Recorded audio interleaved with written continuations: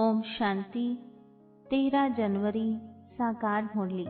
मीठे बच्चे, तुम्हारे मुख से सदैव ज्ञान रत्न निकलने चाहिए। तुम्हारा मुखड़ा सदैव हर्षित रहना चाहिए। प्रश्न: जिन बच्चों ने ब्राह्मण जीवन में ज्ञान की धारणा की है, उनकी निशानी क्या होगी? उत्तर: पहला, उनकी चलन देवताओं में सल होगी, उनमें देवी गुणों की धारणा होगी। दूसरा, उन्हें ज्ञान का विचार सागर मंथन करने का अभ्यास होगा। वे कभी आसुरी बातों का अर्थात किचड़े का मंथन नहीं करेंगे। तीसरा, उनके जीवन से गाली देना और ग्लानि करना बंद हो जाता है। चौथा, उनका मुखड़ा सदा हर्षित रहता है। ओम शांति। बाप बैठ समझाते हैं ज्ञान और भक्ति के ऊपर। यह तो बच्चे समझ गए हैं, भक्ति से सद्गति नहीं होती है और सतयुग में भक्ति होती नहीं। ज्ञान भी सतयुग में मिलता नहीं। कृष्ण न भक्ति करते हैं न ज्ञान की मुरली बजाते हैं।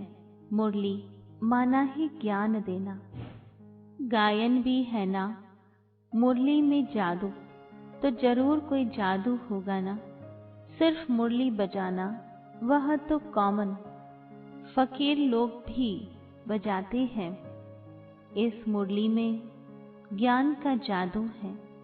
अज्ञान को जादू तो नहीं कहेंगे, मुरली को जादू कहते हैं।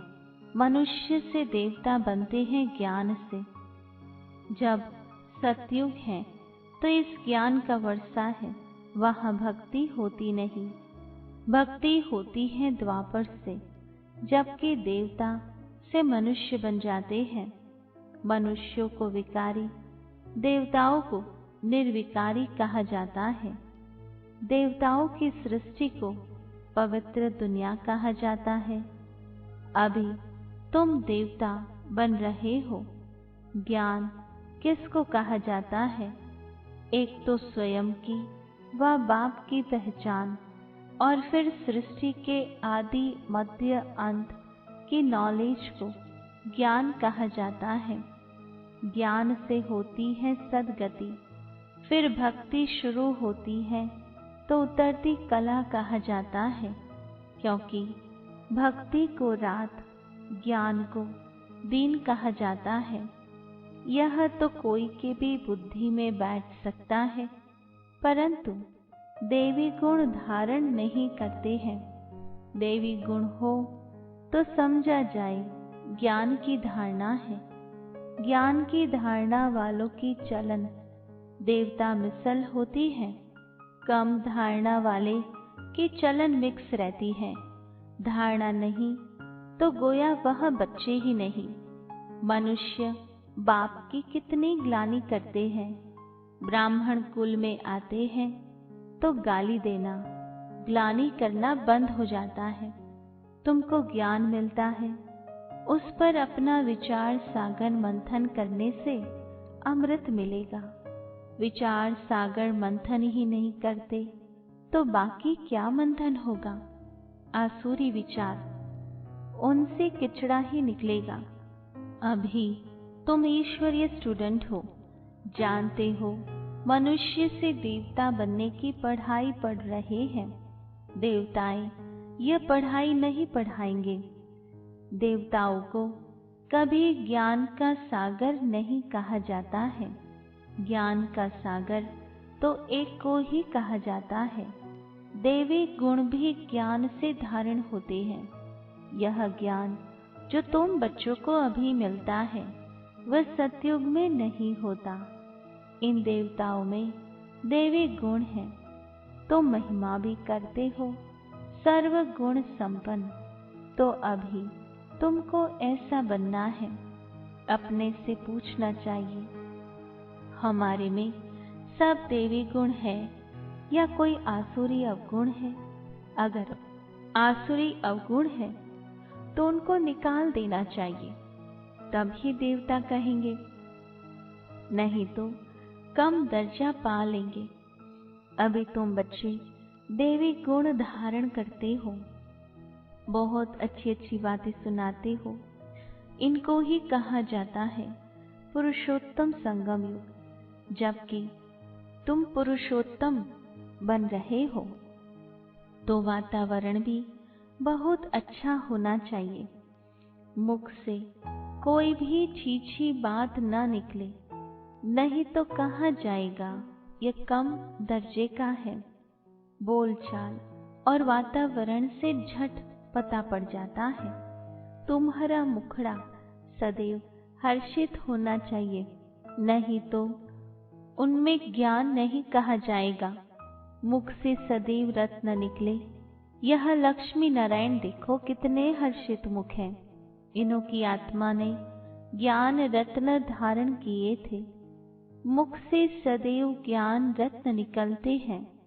ज्ञान ही सुनते सुनाते कितनी खुशी रहती है। ज्ञान रत्न जो अभी तुम लेते हो, फिर ये सभी हीरे जवाहरत बन जाते हैं। नवरत्नों की माला कोई हीरे जवाहरतों की नहीं है, इन ज्ञान रत्नों की माला है। मनुष्य लोग फिर वह रत्न समझ अंगूठियां आदि पहन लेते हैं। इन ज्ञान रत्नों की माला पुरुषोत्तम संगम युग पर पड़ती है। यह रत्न ही तुमको भविष्य 21 जन्मों के लिए माला माल बनाते हैं। इनको कोई लूट न सके।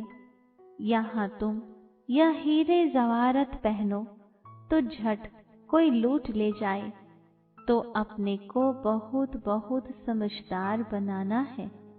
आसुरी अवगुणों को निकालना है। आसुरी अवगुणों से शक्ल ही ऐसी हो जाती है। क्रोध में लाल लाल तांबे जैसी शक्ल हो जाती है। काम विकार वाले तो काले बन जाते हैं।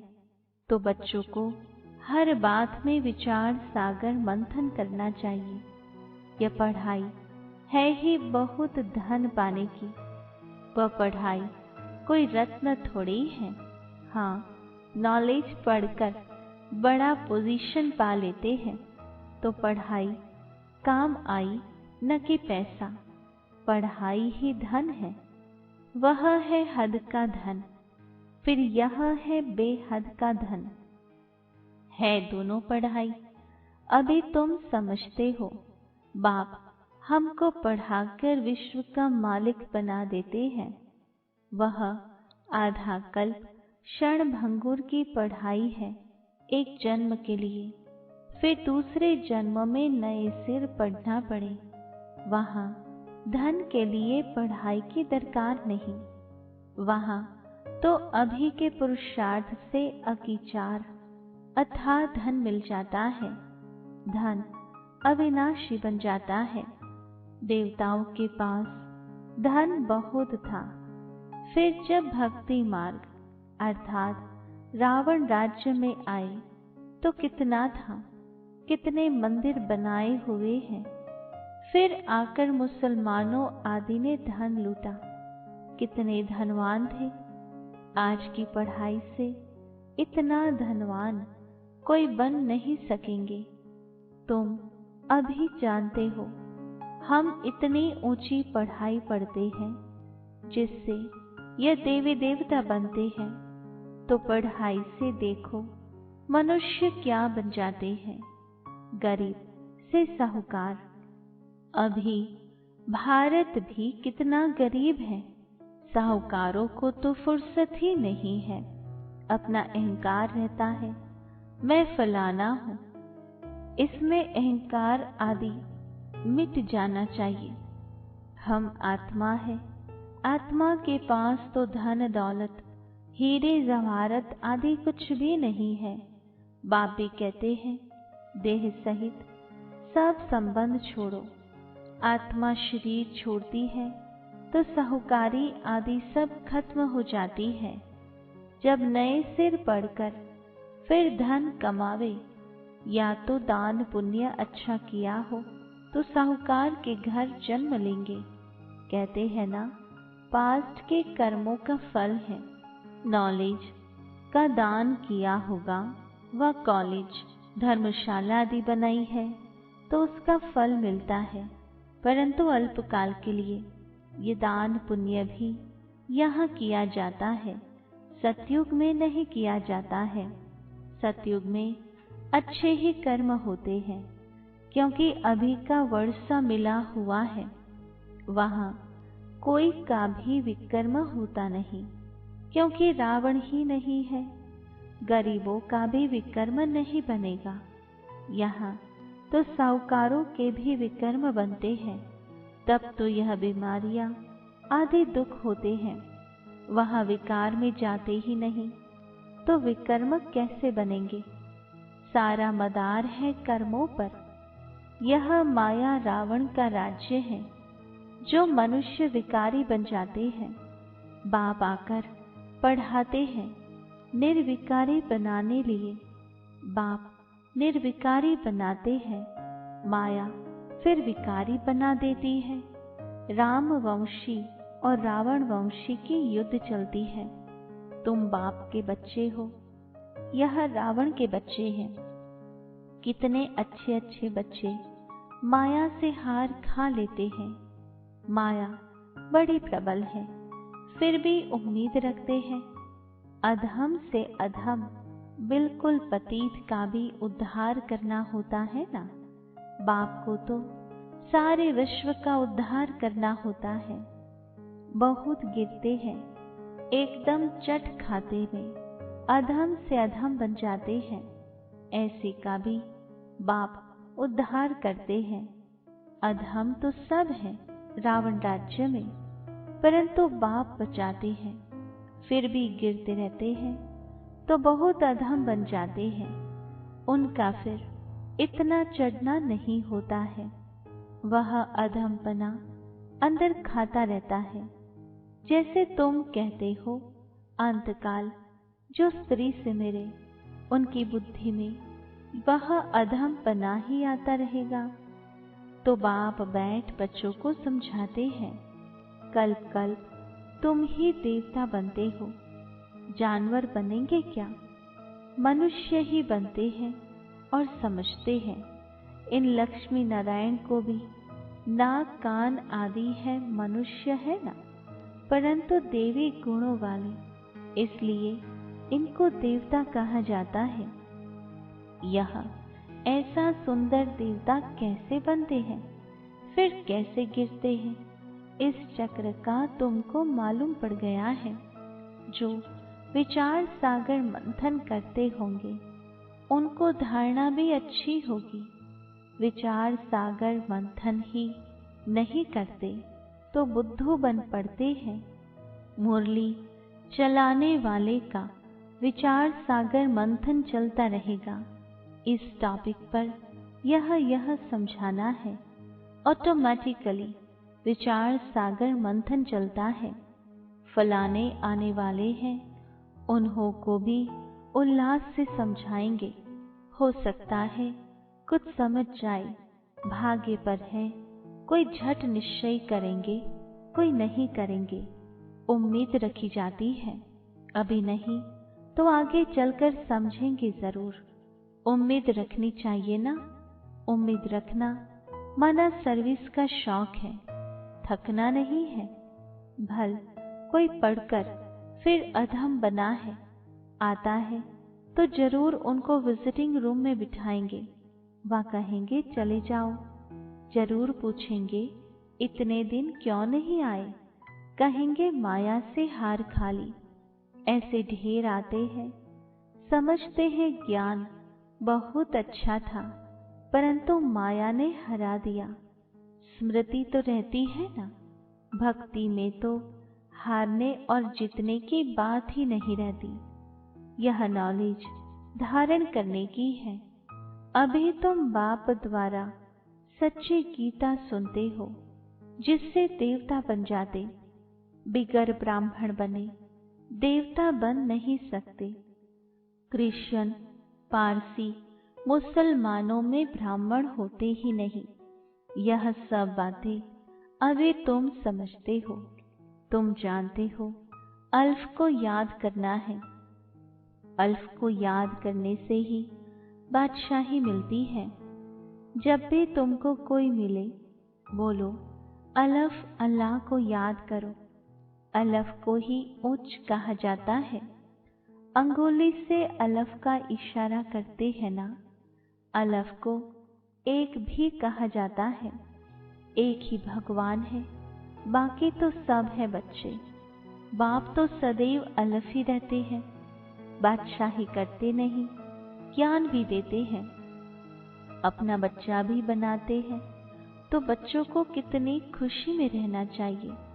बाबा हमारी कितनी सेवा करते हैं, हमको विश्व का मालिक बनाते हैं, फिर खुद उस नई पवित्र दुनिया में आते ही नहीं। पावन दुनिया में उनको कोई बुलाते ही नहीं, पतित ही बुलाते हैं। पावन दुनिया में क्या आकर करेंगे? उनका नाम ही है पतित पावन। तो पुरानी दुनिया को नया बनाने की उनकी ड्यूटी है। बाप का नाम है शिव और शालिग्राम बच्चों को कहा जाता है। उनकी पूजा होती है। शिव बाबा कहा सब याद करते हैं। दूसरा, ब्रह्मा को भी बाबा कहते हैं। प्रजापिता ब्रह्मा कहते तो बहुत है, परंतु उनको यथार्थ रीति जानते नहीं है। ब्रह्मा किसका बच्चा है? तुम कहेंगे परम पिता परमात्मा शिव ने उनको एडप्ट किया है। यह तो शरीरधारी है ना। ईश्वर की औलाद सब आत्माएं हैं। सब आत्माओं का अपना अपना शरीर है, अपना अपना पार्ट मिला है जो बजाना ही है। यह परंपरा से चला आता है। अनादि अर्थात उनका आदि मध्य अंत नहीं। मनुष्य सुनते हैं एंड होती है, तो फिर मूंझते हैं कि फिर बनेंगे कैसे। बाप समझाते हैं यह अनादि है, कब बने हैं यह पूछने का नहीं रहता। प्रलय होती ही नहीं, यह भी कपोड़ा लगा दिया है। थोड़े मनुष्य हो जाते हैं, इसलिए कहा जाता है जैसे प्रलय हो गई। बाबा में जो ज्ञान है वह अभी ही इमर्ज होता है। इनके लिए ही कहते हैं सारा सागर साही बनाओ तो भी पूरा नहीं होगा। अच्छा, मीठे मीठे सिकिलधे बच्चों प्रति माता पिता बाप दादा का याद प्यार और गुड मॉर्निंग। रूहानी बाप के रूहानी बच्चों को नमस्ते। रूहानी बच्चों की रूहानी बाबा को याद प्यार गुड मॉर्निंग और नमस्ते। धारणा के लिए मुख्य सार। पहली पॉइंट, अपने हर्षित मुखड़े से बाप का नाम बाला करना है। ज्ञान रत्न ही सुनने और सुनाने हैं। गले में ज्ञान रत्नों की माला पड़ी रहे। आसुरी अवगुणों को निकाल देना है। दूसरी पॉइंट, सर्विस में कभी थकना नहीं है। उम्मीद रख शौक से सर्विस करनी है। विचार सागर मंथन कर उल्लास में रहना है। वरदान, स्नेह के रिटर्न में समानता का अनुभव करने वाले सर्वशक्ति संपन्न भव। विस्तार है, जो बच्चे बाप के स्नेह में सदा समाये हुए रहते हैं उन्हें स्नेह के रिस्पॉन्स में बाप समान बनने का वरदान प्राप्त हो जाता है। जो सदा स्नेह युक्त और योग युक्त है वह सर्व शक्तियों से संपन्न स्वतः बन जाते हैं। सर्व शक्तियाँ सदा साथ हैं तो विजयी हुई पड़ी है। जिन्हें स्मृति रहती कि सर्वशक्तिमान बाप हमारा साथी है, वह कभी किसी भी बात से विचलित नहीं हो सकते। स्लोगन, पुरुषार्थी जीवन में जो सदा संतुष्ट और खुश रहने वाले हैं वही खुश नसीब हैं। ओम शांति।